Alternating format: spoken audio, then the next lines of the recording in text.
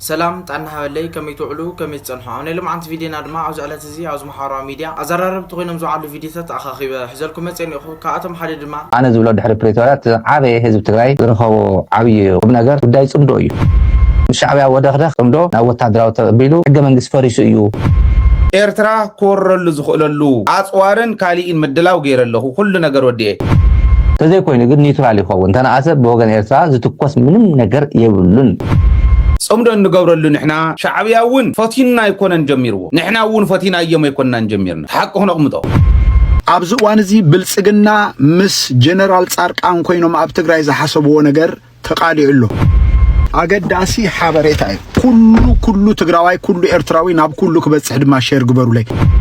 زياتهم من كالوتن نزالة زي كالوت حدش تحوريتات بحرب مخان كنرينا سناي مكتتال إنه سيدي كعبيتين الشانال زي حدش لونكم ساعات لايك شير سبسكرايب نقولكم جمروه نغزل الشمباركس فتوات تغطتلتي كمتو مدب قننا بزلوم على تزي حيلي ديويت مزهلو كونتات تحايزو حدا حوريتات حيزلنا موصيني كافتم حوريتات اتحاد دما عوي حمد كاوزو سمعو مدارة عوي نيرترا خورلو زخيل عطوار عدالين لخو نابل يركب تقارو نيرترا عين حلفن ندحر دايلوم نجن نخلتيهم حويسة مالتو ኤርትራን ትግራይን ሓዊሳ ክጭፍጭፎም እየ እንዳበለና ይርከብ ነዝኸውን ዓጽፋው ግብረ መልሱን ሃይለ ደደቢት በዝሎም ዕለት እዚ እንዳስመዐ ይርከብ ከምኡ ድማ ሃይለ ደደቢቱን በዝሎም ዕለት እዚ ጽምዶ እንገብረሉ እቲ ዓውይ ምኽንያት ኢሉ ዘቐመጦም ነጥብታት እኒው ንሳቶም በሓርብ ምዃን ክንካተተሊና ሽምባርከስ ፍትዋት ተኸታተልቲ ቅድሚ ገለማልና እስቲ እቲ ቪድዮ ተኸታተልና እንመለስ ብዝኾነ ኮይኑ ግን ኤርትራ ኮረሉ ዝኽእለሉ ኣጽዋርን ካሊኢን ምድላው ገይረለኹ ኩሉ ነገር ወዲኤ ኣይሕልፍ እንተይሎም ግን ተጋሩ ደቕሶም ይብል ታሱ ኣይጽምዶ ንገብር ኣብዚው ናልባሽ ትግራዋይ ኮይኑ በዚ ዝታለል እንተሃልዩ ኣብዚ ወደደቢት ነቕርቦም መረዳእታታት ጥራሕ እኹላት እዮም ጽምዶ ንገብረሉ ምኽንያት ክእሙኖ ዘይኽእል ትግራዋይ እንተሃልዩ እቶም ሕዚ ዝብሎም ዘለኹ እኹላት መርትዖ እዮም ይቅርታ ካሜራ ይትወድቀን ስለዘላ ስለዚ ናይ ጻድቃንን ናይ ጌታቸውን ቅድሚ ሕዚ ዝበሃሉ ዝገብርዎም ዝነበሩ መደረታት እናኣተኹ እቲ ሕዚ ብልጽግና ዝገብሮ ዘለዉ ንወሲኸ ከረዳእኩም ክምኩር ጽምዶ እንገብረሉ ንሕና ናይ ጽምዶ ምኽንያት ነቕምጠሉ 2-3 ምኽንያታት ትማልን ምቕርት ማልን ውን ዘቕመጥክዎም ተሓንቲ ጽምዶ እንተዘይግበር ነይሩስ እቲ 1,100 ኪሎ ሜትር ቦርደር ናይ ትግራይን ናይ ኤርትራን እንታይ መኾነ ነይሩ ኢልኩም ትሓስቡ ንኣብነት ጽምዶ ይተገበረን በሉ ጽምዶ እንድሕር ዘይተገይሩ ታዘላትና መማረፂት ትግራይ ምስ ኢትዮጵያ ኮይና ንኤርትራ ምውራር እንዲ ሓቀይ ትግራይ ምስ ኢትዮጵያ ኮይና ንኤርትራ እንተትውራ እንታይ ትኸውን ይመስለኩም እንታይ ንኸውን ሪጅን እንታይ ዝኸውን ይመስለኩም እስኪ ምናልባሽ ኣነ ስኢለ 30 ሰከንድ ክበኩም እሞ ምእንታ እንዳተረዳዳእና ክንከድ እስኪ ድሮፕ ጎርለ ይብዚ ጻድቃንን ጌታቸውን ኣቕሪቦሞ ዝነበሩ ሓቀይ ንውረራ እዩ ካልእ ነበረን ተን ነዛሕዝ ዘቕረብክዋ ኤርትራ ንምውራር ተዳልየ ኣለኹ ዝብለን ዘሎ ጽዋርን ሰራዊትን እዝታትን ኩለን ብዝርዝር ሒዘን ይኹ እዚአን ከረዳእኩም እየ እቲ ሓዚ ኣብይ ኣሕመድ ዝብላ ዘሎ እቲ ሓዚ በዓል ጻድቃን ንግበራ ዝብልዋ ዘለው እንተትትግበር ነይራ እንታይ ምኾንና ዝብል 30 ሰከንድ ክህበኩም እየ ጽቡቕ ሕዚ ንዓይ ዝረኣየኒ ከቕምጠልኩም ሓደ ግዜ ፍራስትሬሽን ጥራሕ ተይኮነ ወየ ሞራልና ዘይንወድቕ ኮይና እምበር ኣብዚ እንርድኦ 100% ትግራዋይ ነተውዚ ንብሎ ተቐቢልዎ ዘይኸደሉ ምኽንያት እንታይ እዩ ይብል ሓስብ ኣነ ሪኢኹም ትጽምዶ ማለት ደሓን ቃል በቃሉ ነቕምጦ ኤርትራውያን ኣይኣመናዮም ንስክንበል ወይ ንሻዕብያ ይንኣምኖን ናይ ሻዕብያ ግብሪ እከ ጠፊእኩም ዲኹም እትብሉ ዘለኹም በዓል ሃይለ በዓል ካሊእ ክትብሉ ትኽእሉ እዮም ሻዕብያ እውን ፈቲና ይኮነን ጀሚርዎ ንሕና እውን ፈቲና እዮም ይኮነን ጀሚርና ተሓቅ ሆነ ቅምጦ ፈቲና እዮም ይኮነን ፈቲዮምና ይኮነን ተጨፋጭፍና ኮይና ተዋቂዕኻ ድትፋቶ ኢኻ ቀስና ወልካ ኢኻ ናፍቱ ምፍታው ናፍቱ ምፍቃር ትመጽእ ናፍቱ ንቡር ናፍትኹን ገብሮ ዝግባአና ክንመጽእ ዝግባአና ቀስ እንዳበልና እዩ ክንመጽኦ ዓይና ኢልና ኢና ናምን ኣነ ኸም ኢለ ይዛምን ካባይን ላዕሊ ዝሓተተ ሰብ እኮ የለን ካባይን ላዕሊ ብድፍረት ዝኸዳ ዛጽምዶ የለን እንታይ ክብል ደልየ ጽምዶ ኣቲና ዝበሉ እውን ክልተ እግሮም ዱብ ኢሎም ዝኣተው እዮም ካብ ጽምዶ ወፂና ዝበሉ እውን ክልተ እግሮም ዘሊሎም ዝወፁ እዮም ሃይለ ታ ጽምዶ እውን ተድልያ ተንሕተና እውን የድልያ እየን ኢለ ይኸይደ ነዚ እዩ ኣነ ዝብል ዘለኹ ይመስለኩም ተኣብነት ከምዚ ክህብ ከለኹ ከምዚ እንደይትበል ገለ ዝብል ከይውልና ዝበሃል ጉዳጉድ ስለ ዘሎ ትግራይ ንስታት ስለ ዘፍርሖ ገለገሊኡ ኣይ ከምዚ እንተዘይትብል ከምዚ እንተዘይትብል ይብል ጽቡቕ ኢቱ ምኽሪ ፀገም የለን ሃይለ እተን ክገብረን ዝግበአን ኣብ ግዜአን ገይረ ጽባሕን ጎናስ ሓዘ ይብለይ ክሓልፍ እየ ዝደሊ ጥራሕ ንሱ እዩ ህዝቢ ትግራይ ጥራሕ ነፃ ይኹነለይ ካብኡ እንዳሓር ዘሎ ኣነ ማለት ንባዕለይ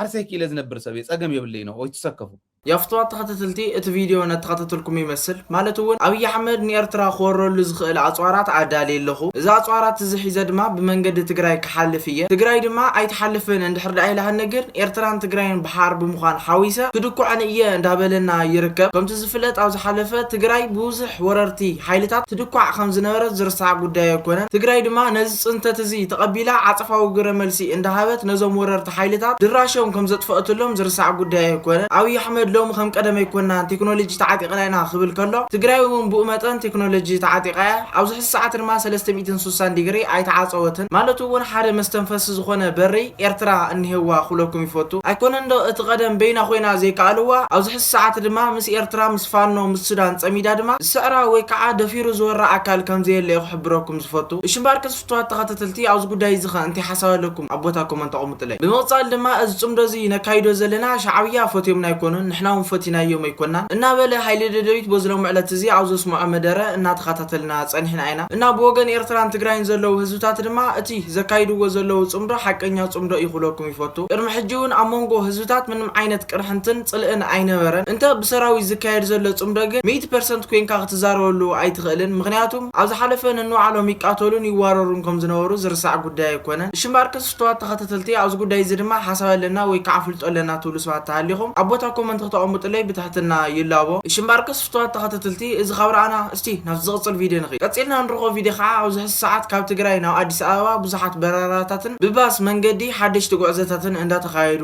ይርከቡ ማለቱ ግን መንእሰይ ትግራይ ኣብ ዝህ ሰዓት ናብ አዲስ አበባ ከም ውሕጅ እንዳወረደ ይርከብ እዚ ጉዳይ ዝድማ ተሓሲቡሉን ተተርሊሙሉን ዝግበር ዘሎ ተግባሪው እንዳብሉና ይርከቡ ማለቱ ግን እዚ ሽርሕ እዚ ናይ መንግስቲ ብልጽግና ናይ ካልኦት ከዳዓት ተጋሩ ጀነራላትን እንትኸውን መንእሰይ ትግራይ ካብ ትግራይ ተሰዲዱ ፈቆደ አዲስ አበባ خبتنمو اتي توتنا او اديس ابا زلو منسي تግራይ አኪብካ بقدميت بمسلاف نعدو نخواغايو እናبلونا يركو شمباركس فتوات تخطتلتي እዚ ጉዳይ እዚ ቅድም ገለማልና እስኪ ተኸታተልና እንመለስ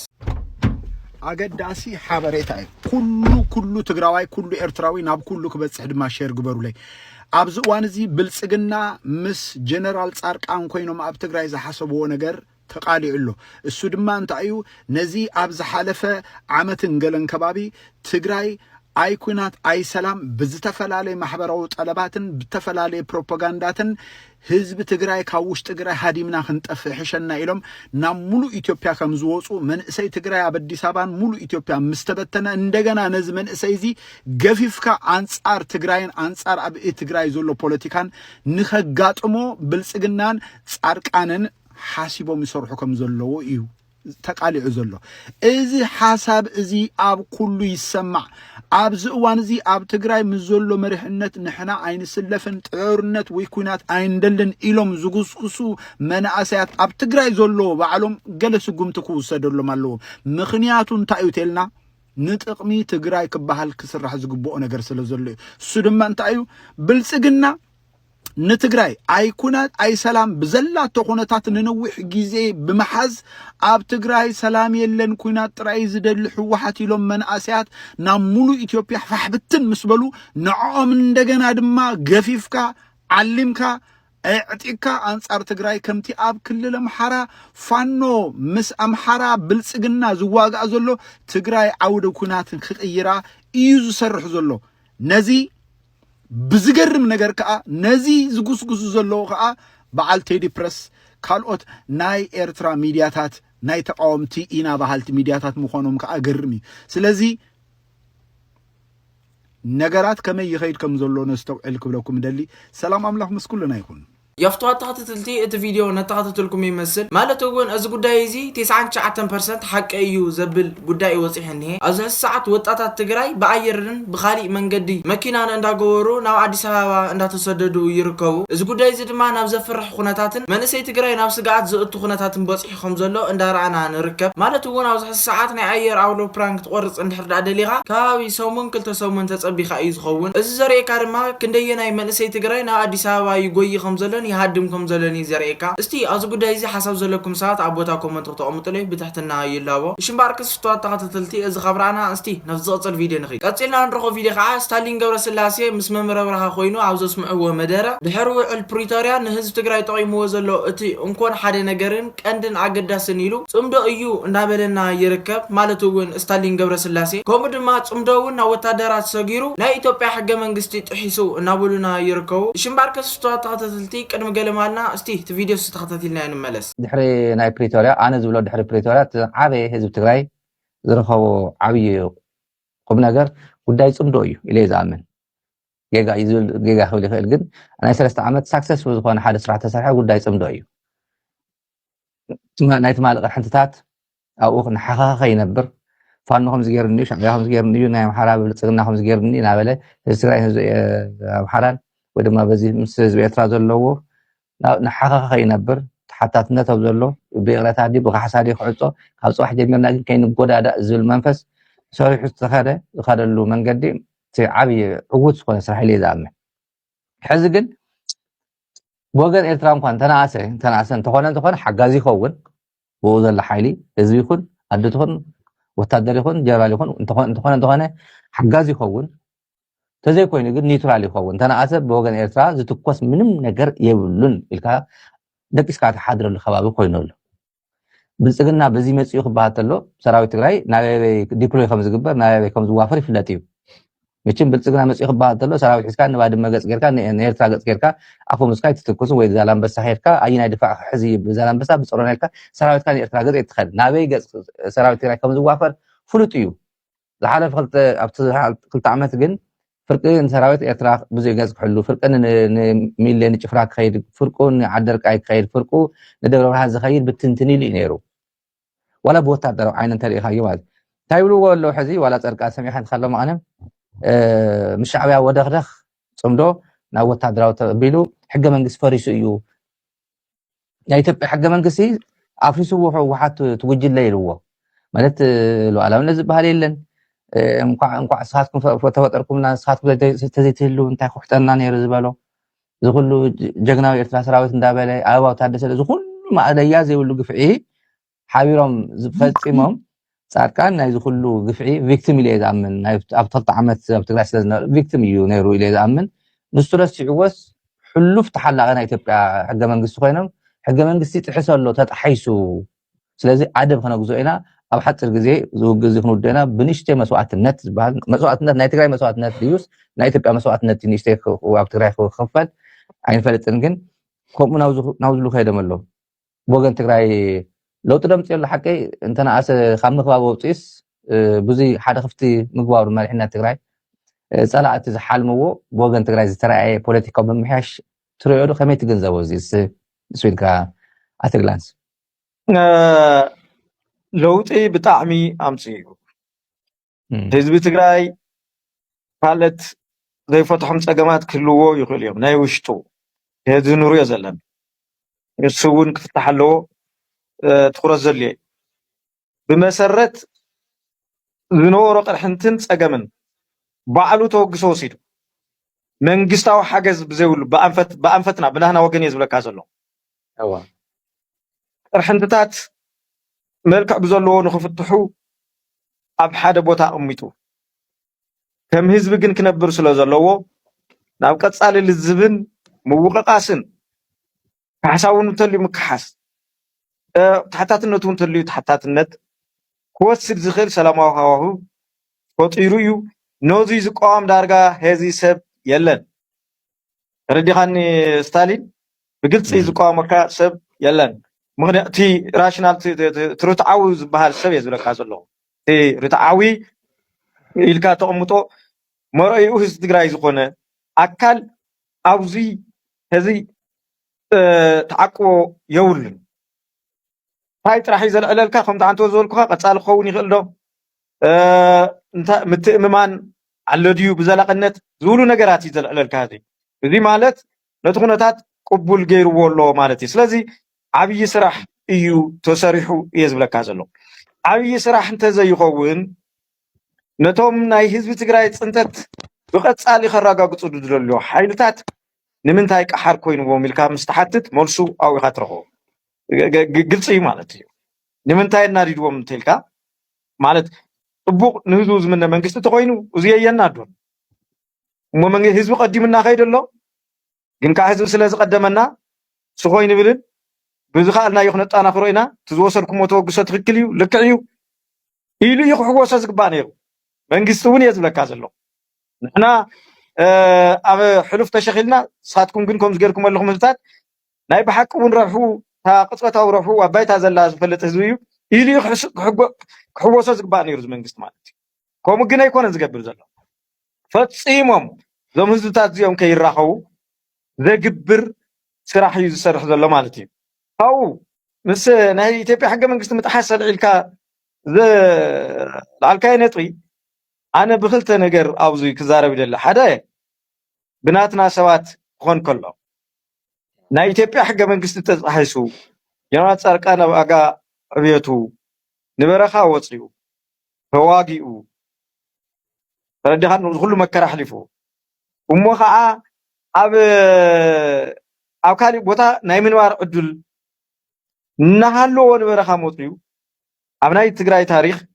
الريب بدم يقوخ تصحف زقبا فتصام فتصيم